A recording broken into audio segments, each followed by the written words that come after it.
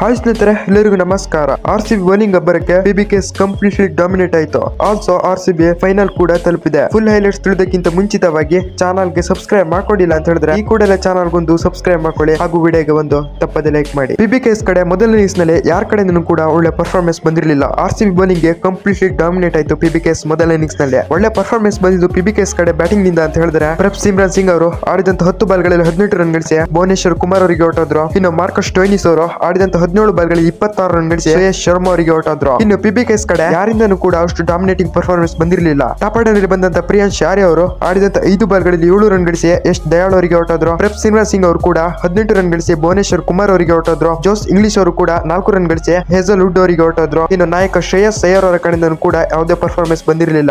ಆಡಿದಂತ 3 ಬಾಲ್ಗಳಲ್ಲಿ 2 run ಗಳಿಸಿ Jose Hazel wood ಅವರಿಗೆ out ಆದ್ರು. ಅಷ್ಟು ಡಾಮಿನೇಟಿಂಗ್ ಪರ್ಫಾರ್ಮೆನ್ಸ್ ಕೂಡ ಶ್ರೇಯಸ್ ಅಯ್ಯರ್ ಅವರ ಕಡೆಯಿಂದ ಬಂದಿರಲಿಲ್ಲ. ಇನ್ನು ನೇಹಾಲ್ ವದೇರ್ ಅವರು ಕೂಡ 8 ರನ್ ಗಳಿಸಿ ಯಶ್ ದಯಾಳ್ ಅವರಿಗೆ ಔಟ್ ಆದ್ರು. ಮಾರ್ಕಸ್ ಸ್ಟೋಯ್ನಿಸ್ ಅವರು ಕೂಡ ಆಡಿದಂತ 17 ಬಾಲ್ಗಳಲ್ಲಿ 26 ರನ್ ಗಳಿಸಿ ಶ್ರೇಯಸ್ ಶರ್ಮಾ ಅವರಿಗೆ ಔಟ್ ಆದ್ರು. ಇನ್ನು ಶಶಾಂಕ್ ಸಿಂಗ್ ಅವರ ಕಡೆಯಿಂದನೂ ಕೂಡ ಯಾವುದೇ ಪರ್ಫಾರ್ಮೆನ್ಸ್ ಬಂದಿರಲಿಲ್ಲ. ಆಡಿದಂತ 5 ಬಾಲ್ಗಳಲ್ಲಿ 3 ರನ್ ಗಳಿಸಿ ಶ್ರೇಯಸ್ ಶರ್ಮಾ ಅವರಿಗೆ ಔಟ್ ಆದ್ರು. ಇನ್ನು ಉಮರ್ ಜಾಯ್ ಅವರು ಆಡಿದಂತ 12 ಬಾಲ್ಗಳಲ್ಲಿ 18 ರನ್ ಗಳಿಸಿ ಜೋಸ್ ಹೆಜಲ್ವುಡ್ ಅವರಿಗೆ ಔಟ್ ಆದ್ರು. PBKS ಕಡೆ ಮೊದಲ ಇನ್ನಿಂಗ್ಸ್ ನಲ್ಲಿ ಯಾರ ಕಡೆಯಿಂದನೂ ಕೂಡ ಅಷ್ಟು ಡಾಮಿನೇಟಿಂಗ್ ಪರ್ಫಾರ್ಮೆನ್ಸ್ ಬಂದಿರಲಿಲ್ಲ.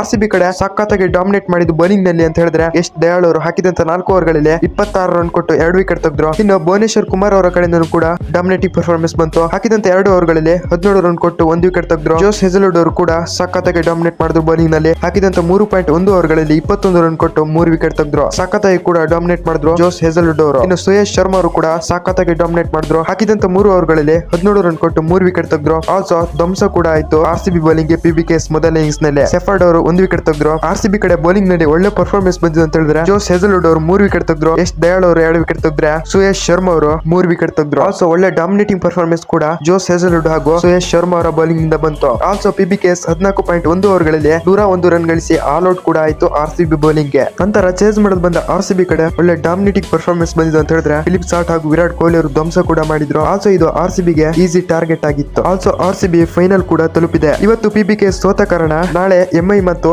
GT ಮ್ಯಾಚ್ ಇದೆ. ನಾಳೆ ಯಾವ ತಂಡ ಗೆಲ್ಲುತ್ತೆ ಆ ತಂಡದ ಮೇಲೆ PBKS ಮ್ಯಾಚ್ ಆಡ್ಬೇಕಾಗತ್ತೆ. ಅಲ್ಲಿ ಯಾರು ಗೆಲ್ತಾರೆ ಅವರು ಫೈನಲ್ ಗೆ ಹೋಗ್ತಾರೆ.